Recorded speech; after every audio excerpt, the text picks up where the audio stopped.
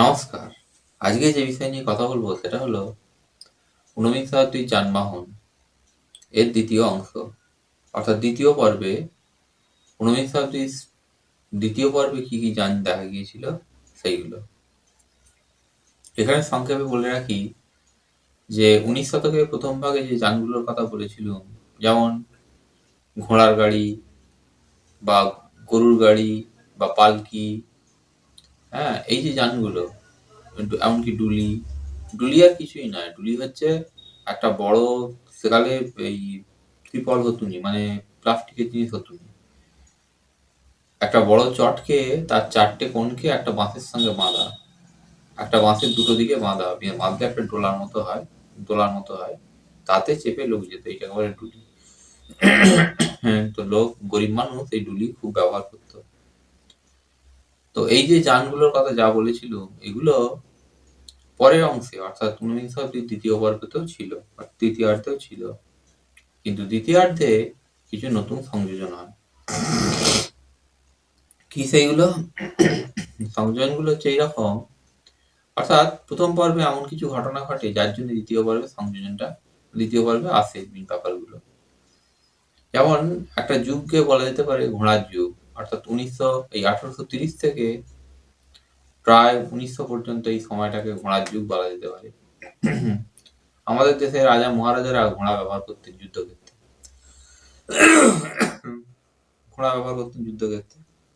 কিন্তু ঘোড়াকে বিভিন্নভাবে প্রয়োগ করা, গাড়ি ঘোড়ার ক্ষেত্রে ব্যাপকভাবে ব্যবহার করা, এটা ইংরেজরা করে প্রথম।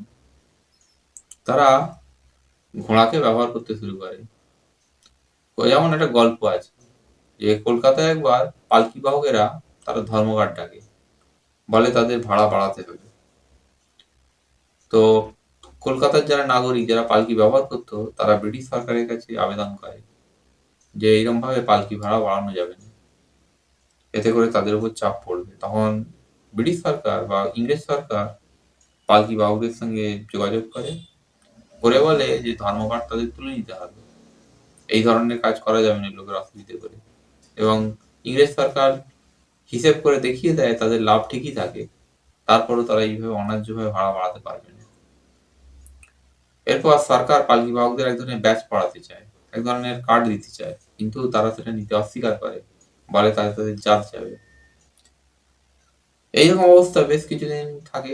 তখন শহরের লোক খুব সমস্যায় পড়ে। এইরকম সময় ব্রাউনলো বলে একজন সাহেব, তিনি তার নিজের একটা পালকি ছিল, সেই পালকিটাকে ভেঙে তাতে নিচে চাকা লাগিয়ে একটা গাড়ি করে ফেলেন এবং তাতে ঘোড়া যুক্ত করে দেন। এই গাড়িটার নামই হলো ব্রাউনবেই। তো এইরকম বিভিন্ন রকমের গাড়ি তৈরি হতে থাকে ওইরকম সময় থেকে। তো ব্রাউনবেরি এই যে গাড়িটা, এটা ছিল একটি ঘোড়ায় টানা গাড়ি, মানে একটা ঘোড়া টানবে। এইরকম একই রকমের একটা ছিল চেরট গাড়ি, আর কিছুই নয়, ইংরেজ সাহেব সুরা এই ঘোড়া গাড়িটা পছন্দ করত। এর কাঠ খুব দামি হতো।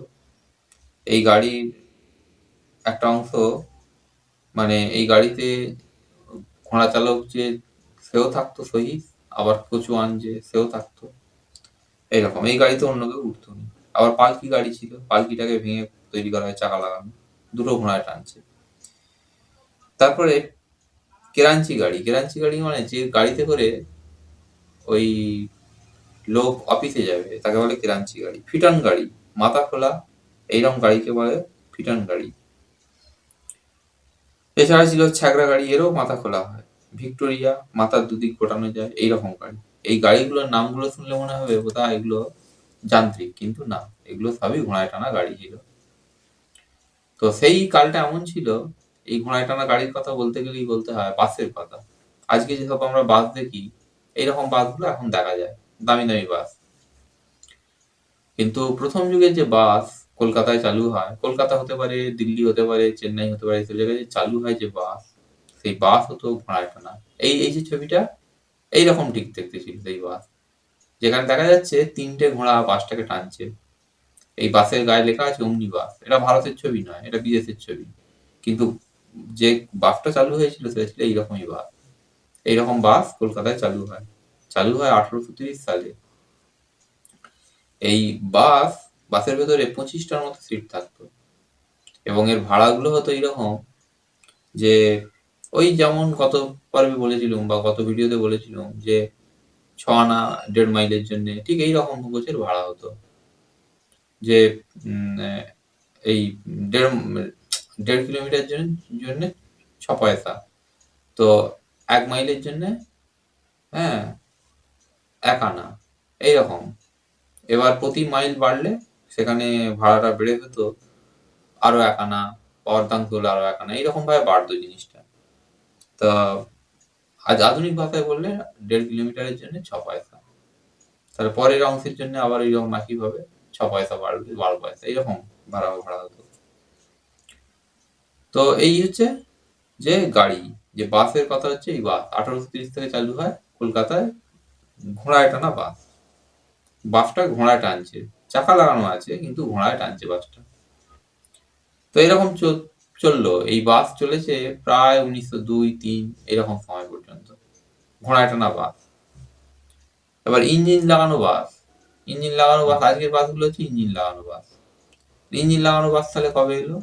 ইঞ্জিন লাগানো বাস দেখা গেছে ওই স্বদেশী আন্দোলনের সময় 1905-06 এরকম সময় ইঞ্জিন লাগানো বাস, অর্থাৎ ভেতরে বাসের ভেতরে ওই তেল চালিত যন্ত্র রয়েছে, যে তেল দিলে যন্ত্রটা চলবে, বাসটা চলবে। কিন্তু সেই বাস আজকের মতো দেখতে হতো না, সেই বাস দেখতে হতো এইরকম ধরনের দেখতে হতো, যে সামনেটা একটা বেড়ে আছে বাসটা। এই বাসের ভাড়া আগের বাসগুলোর থেকে খানিক বেশি। তো এইভাবে বাস সার্ভিস চালু হলো। এই বাসটাই ধীরে ধীরে পরিবর্তিত হতে হতে আজকের বাসে পরিণত হয়। এই বাসের ভাড়া ছিল বেশি। তো এইটা হলো বাস সার্ভিস। কিন্তু 19 শতকের দ্বিতীয় ভাগে যে ঘটনাটা সব থেকে চমকে দেওয়ার মতো ছিল এবং যে ঘটনাটাকে বলা হয় যুগান্তকারী একটা ঘটনা ইতিহাসে, অর্থাৎ ভারত ইতিহাসের মোড় বদল করার মতো ঘটনা, সেটা হচ্ছে রেলপথ প্রবর্তন। ইংরেজরা রেলপথ প্রবর্তন করে দেশে। রেলপথ প্রবর্তন বলতে গেলে বলতে হয় যে ইংল্যান্ডে একজন খনি শ্রমিক, তার নাম হচ্ছে জেমস স্টিভেনসন ওই কয়লা কাটতে একদিন তার মনে হয় যে এই কয়লাকে ব্যবহার করে যদি কিছু তৈরি করা যায়। সেই স্টিভেনসন স্টিম ইঞ্জিন আবিষ্কার করেন। স্টিম ইঞ্জিন যেটা এরকম, স্টিম মানে হচ্ছে বাষ্প দ্বারা চলছে এমন ইঞ্জিনকে বলে স্টিম ইঞ্জিন। একটা রেলের বিভিন্ন কামরা থাকে, কামরাগুলোকে বলা হয় বগি একটা করে বা কামরা, এরকম শব্দ। ট্রেনের এই যে স্টিম ইঞ্জিন চালিত যে ট্রেন, তার সামনের অংশে একটা বড় অংশ থাকবে যেখানে কয়লা ভরা হবে এবং পাশে থাকবে একটা বয়লারটা হচ্ছে আজকের যুগে প্রেসার কুকারে যেভাবে জল দিয়ে কোনো কিছু সেদ্ধ করা হয়, যে জিনিসটা হয়, বয়লারের কাজটা হচ্ছে ঠিক তাই। একটা বড় পাত্রে জল দেওয়া থাকবে। স্টিম ইঞ্জিন কয়লায় আগুন দিলে আগুনের তাপে বয়লারের জল ফুটতে থাকবে। বয়লারের জল যখন ফুটে বাষ্পে পরিণত হবে, তখন সেটি ছোট ছিদ্র দিয়ে সজোরে বেরোবে, অনেকটা প্রেসার কুকারের মতো। যে প্রেসার কুকারে হয় কি, যে বাষ্পের চাপে ভাতটা উপরে ওঠে, ঠিক একই নিয়মে প্রচন্ড জোরে বাষ্প বেরোবে একটা ছিদ্র দিয়ে এবং সেটা গিয়ে পিস্টনকে আঘাত করবে। পিস্টনকে একবার ডান দিক থেকে একবার বাঁ দিক থেকে এইরকম ভাবে আঘাত করবে। আঘাত করলে পিস্টনের সঙ্গে যুক্ত চাকা গড়াতে শুরু করবে। তো এই হচ্ছে মেকানিজমটা, যে যন্ত্রটা কিভাবে কাজ করতো। স্টিম ইঞ্জিন চালিত যন্ত্র চালু হয়। ভারতীয়রা সেদিন যখন চালু হয়, তখন এদেশের মানুষ তারা আগে তো দেখেনি জিনিস, যদিও আগে একটা দেখেছে কিন্তু সেটা তাদের মনে নেই তখন। তো আগে দেখেছে বলতে কি, 1827 সাল নাগাদ সাহেবরা মানে ইংরেজরা ওই হুগলি নদী মানে আর কিছুই না, গঙ্গা নদী ভাগীরথী সব এক। তো হুগলি নদীতে স্টিমারেতে তারা স্টিম ইঞ্জিন লাগায়। স্টিম ইঞ্জিন লাগানোর ফলে হয় যেটা, যে স্টিমারের গতি অনেক বেড়ে যায়। অনেক লোক গঙ্গার দুধারে দাঁড়িয়ে এই ঘটনা দেখে, কিন্তু সেটা তাদের মনে ছিল না। এইবার যখন ট্রেন চললো, তখন তারা বুঝতে পারলো যে যন্ত্রযুগ এলো। মানে তারা নাম দিয়েছিল অগ্নিরথ, অর্থাৎ আগুন দ্বারা চলছে এমন জিনিস, কিন্তু আগুন নয়, আগুন দ্বারাই চলছে কিন্তু বাষ্প দ্বারা চলছে জিনিসটা। আগুন জলকে ফোটাবে, জল বাষ্পে পরিণত হবে। এবং তাতে পিস্টনের চাপ পড়বে, পিস্টন চাকাকে টানবে। এই নিয়মে বাষ্প ইঞ্জিন বা স্টিম ইঞ্জিনটা চলে। তো প্রথম ট্রেন যেটা এলো ওটা হচ্ছে স্টিম ইঞ্জিন চালিত ট্রেন। প্রথম কোথায় ট্রেনটা চললো? প্রথম চললো ট্রেন 1853 সালে বোম্বাই থেকে থানে বলে যে এলাকা, এই জায়গাতে ট্রেনটা চললো। ট্রেনের গতিবেগ ছিল তখন প্রতি ঘন্টায় ওই 26 মাইলের মতো। তো এইরকম গতিবেগ ছিল ট্রেনের। ট্রেনের প্রায় 400 মতো যাত্রী হয়েছিল। তো বাংলাতেও, মানে পশ্চিমবঙ্গ যদি বলা হয়, বাংলাতেও চালু হলো ট্রেন 1854 সাল নাগাদ। ওখানে 53, এখানে 54। এখানেও সাহেব সুবরা উঠলো। ভারতীয় পরিচয় 400 মতো এই আবেদন জমা পড়েছিল। এই হ্যাঁ, এরকম আবেদন জমা পড়েছিল। কিন্তু অত কামরা ছিল নি, অত লোক ধরানো যায়, কম পরিমাণের লোক গিয়েছিল। তো একজন ইয়ং বেঙ্গল সদস্য এই ট্রেনে উপস্থিত হয়েছিল, এই ট্রেনে হাজির হয়েছিল।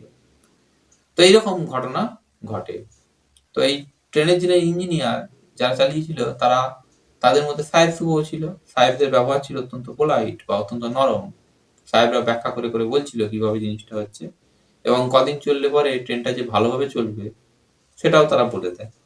তো এইভাবে ভারতে যন্ত্র যুগের আগমন ঘটে, স্টিম ইঞ্জিনের আগমন ঘটে। তখন প্রত্যেক দেশেই হয় যেটা, যে কোনো ভালো কাজ করতে গেলে সেই কাজের পেছনে পয়সা লাগে, টাকা লাগে অনেক। এখন রেলপথ প্রবর্তন করলেই টাকা লাগবে অনেক, টাকাটা আসবে কোথা থেকে? রেল চালিয়ে কি লাভ হবে? এইরকম অসংখ্য প্রশ্ন থাকে, রেল চালিয়ে লাভ হবে কিনা। এদেশের মানুষ তো গরিব মানুষ, রেলে উঠলে ভাড়া বেশি যাবে, তো গরিব মানুষ পয়সা কি করে দেবে? তো ইংরেজ সরকারের প্রয়োজন থেকে, নিজের প্রয়োজনে তারা রেল প্রবর্তন করেছিল, কিন্তু তারা এখানে গ্যারান্টি দিল, বিদেশি কোম্পানিগুলোকে গ্যারান্টি দিল যে যদি তারা রেল বসায় সরকার বিনামূল্যে জমি দেবে এবং তাদের মূলধনের ওপর 5% হারে বার্ষিক তারা দেবে, ক্ষতিপূরণ দেবে, সুদ দেবে, যাকে বলে সুদ দেবে, এবং লাভ যেটা হবে সেটা দুজনের মধ্যে ভাগ হবে। বিদেশি কোম্পানি যারা, ইংরেজ কোম্পানি, তাদের পছন্দ হলো প্রস্তাবটা। তারা রেলপথ বিছলো, কাজও শুরু হলো। কিন্তু এই যে ইংরেজ সাহেব যারা, মানে বিদেশি যে কোম্পানিগুলো, এদের একটু লোভ ছিল, একটু মানে ভালো রকম লোভ ছিল। সেটা পরে বোঝা গেল কিরকম, যে লাভ যেটা হবে সেটা দুজনের ভাগ হবে, আর সরকার প্রতি বছরে 5% হারে মূলধনের উপর দেবে, সুদ দেবে। দুটো প্রস্তাব, জমি দেবে, এগুলো পছন্দ হলো। আর লাভ যেটা হবে দুভাগে ভাগ হবে, এইখানে এই কোম্পানিগুলো লাভের পরিমাণ কমিয়ে দেখাতে শুরু করলো। অর্থাৎ যদি 200 টাকা লাভ হয়, দেখানো শুরু হলো আর 150 টাকা লাভ হয়েছে, 150 টাকাটা ভাগ হচ্ছে, অর্থাৎ বাকি টাকাটা কোম্পানি নিজের পকেটে পুচ্ছে। এইটা দেখে 1849 থেকে 1869 পর্যন্ত গ্যারান্টি দেওয়ার পর ব্রিটিশ সরকার রেলপথকে নিজের দখলে নিয়ে নেয়। এরপর আবার 1880-তে গিয়ে তারা আবার গ্যারান্টি ব্যবস্থা নিয়ে আসে ফিরিয়ে, দেখছে এতেই করেই যেন ভালো হচ্ছে। তো এরকম ভাবে দেখা যায় যে দেশ যখন স্বাধীন হলো, তখন বড় বড় শহরগুলো, সেটা কলকাতা হতে পারে, দিল্লি হতে পারে, চেন্নাই বা মাদ্রাজ হতে পারে, এইরকম বড় বড় শহরগুলো বা বড় বড় রেল স্টেশনগুলো রেলপথে যুক্ত হয়ে গেছে। এগুলো 1871-এর মধ্যেই মোটামুটি সব যুক্ত হয়ে যায়। এইটা ছিল ভারতীয় জীবনে গতির আগমন। গতির আগমন অর্থাৎ ভারতীয়রা চিনলো, প্রথম জানলো যে যন্ত্র হয়, এরকম ভাবে যন্ত্র টানতে পারে কোনো কিছুকে। তো এই হচ্ছে রেলপথের বিস্তার। প্রথম যে দুটো কোম্পানি রেল করেছিল, তাদের আছে, মানে তাদের নাম হচ্ছে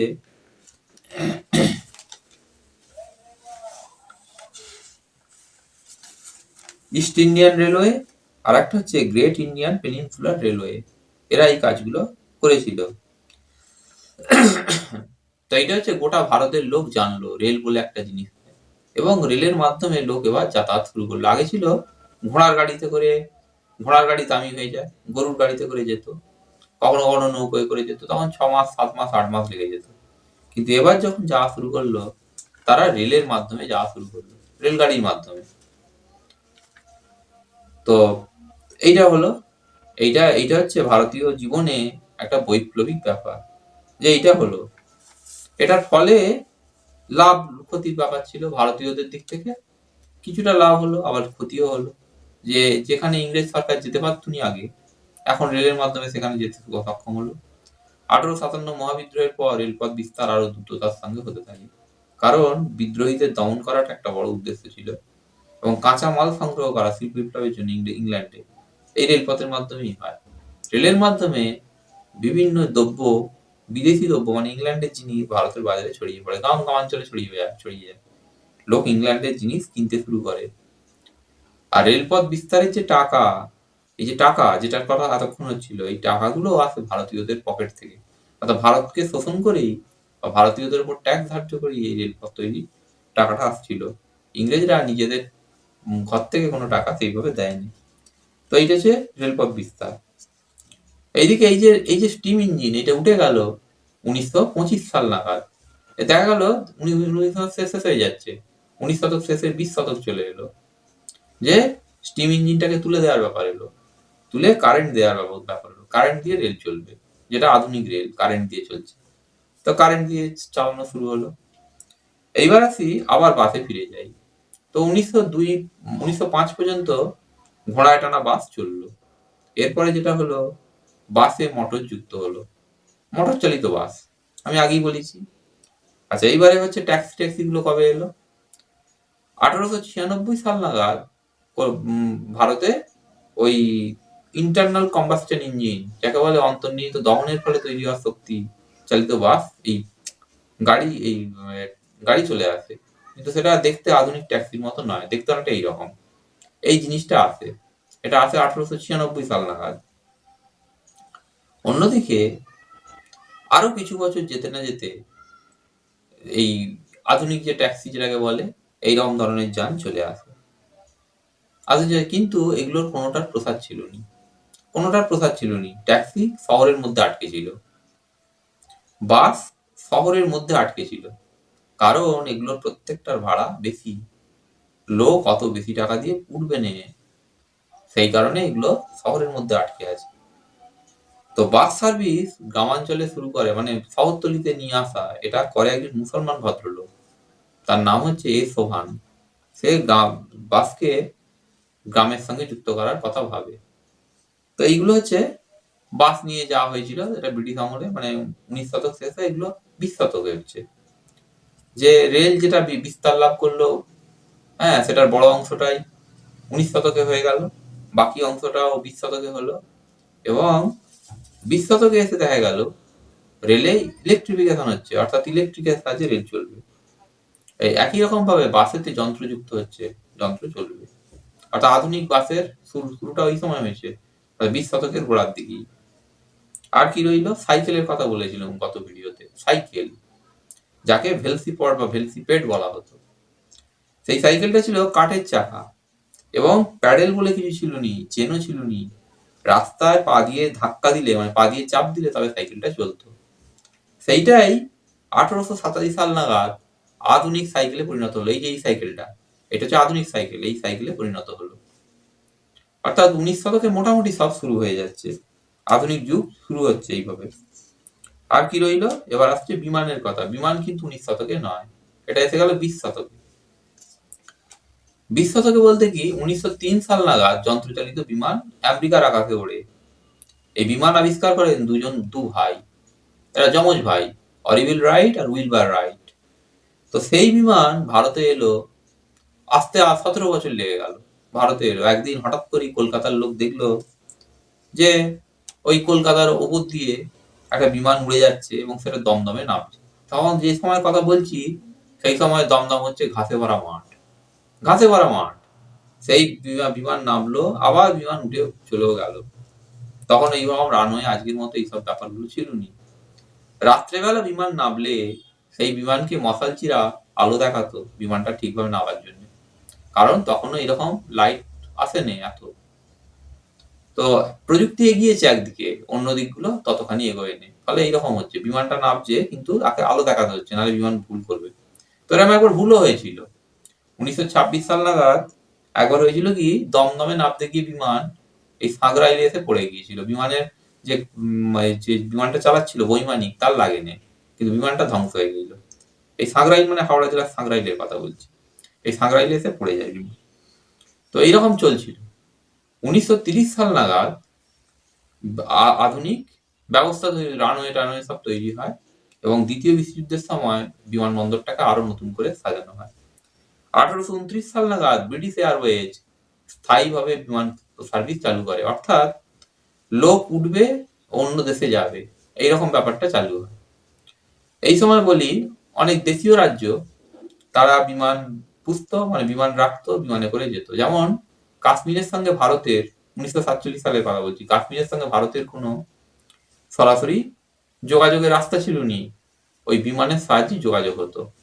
এইরকম হায়দ্রাবাদের যে নবাব তারও কিছু বিমান ছিল এইরকম। তো এইরকম ভাবে ছোটখাটো এইরকম ভাবে জিনিসগুলো ছিল, কিন্তু সবই হচ্ছে আধুনিক যুগের দোদক, অর্থাৎ আধুনিক যুগ সূচনা হচ্ছে 19 শতক থেকেই। 19 শতকে এই জিনিসগুলো হচ্ছিল, কিন্তু 20 শতকের গোড়ার দিকেই বিমান ঢুকে পড়লো। বিমান মানে আজকে যে এরোপ্লেন আমরা দেখি সেইটা, এইরকম হলো। আর ওই যে আগের যে কথাগুলো বলেছিলাম, যে ডুলি, পালকি, আর কি যেন আছে, ওই গরুর গাড়ি, এরা গরুর গাড়ি আমি আমার ছোটবেলাতে দেখেছি, অর্থাৎ সেটা হচ্ছে 1992-93 সাল নাগাদ আমাদের বাড়ির কাছে একবার গরুর গাড়ি দেখেছিলাম। ওই ছিল লাস্ট গরুর গাড়ি দেখা, অর্থাৎ গ্রামাঞ্চলে তখনও শেষ গরুর গাড়িটা চলেছে। তো এইরকম ধীরে ধীরে ধীরে ধীরে মানে 20 শতকের শেষের দিকে গরুর গাড়ির অস্তিত্ব ছিল। তো এইরকম জিনিসগুলো হয়। আর ওই যে কথা পালকি টালকি যে যারা বইতো, পালকি দেখা যায় বিয়ের কার্ডেতে পালকি রয়েছে, পালকির ছবি আগের পুরনো বিয়ের কার্ডে ছিল। অনেকে মনে করতে পারে পালকিতে চেপে বোধহয় বিয়েটা হতো, না, পালকি ছিল সাধারণ যান, সাধারণ একটা যান, লোক বইবে এবং লোকেরাই বইবে পালকিটাকে। তো এইটা হয়। তো সেই পালকির ছবিটা দেয়া থাকতো। লোকে বিয়ের বাড়িতে গাড়ি ব্যবহার করবে কি করে, গ্রামাঞ্চলের রাস্তাগুলো তো কাদায় ভরা, মাটির রাস্তা, তাতে ওই 4 চাকার গাড়ি চলবে না, সেই জন্য পালকি দিয়েই কাজগুলো চলতো। তো এই জন্য বিয়ের মতো বেশিরভাগ লোক হেঁটেই পার হতো, হেঁটেই কাজ চালিয়ে দিত। যাদের দরকার পড়তো তারা এইরকম ভাবে পালকি টালকি এইসবগুলো করতো। তো পালকিও আজকাল উঠে গেছে।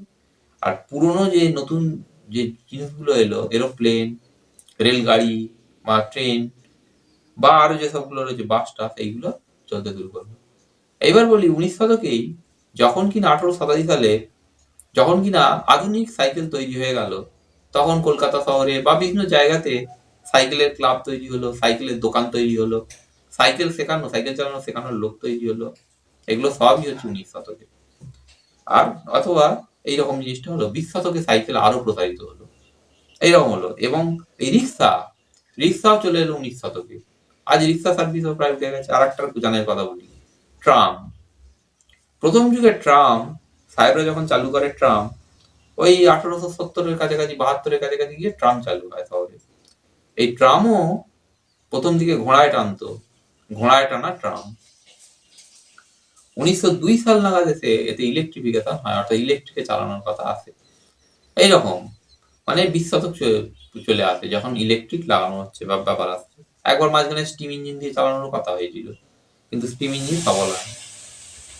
তো এই হচ্ছে 19-20 শতকে যে ব্যাপার সেইটা। তো ধন্যবাদ, আজ এই পর্যন্তই।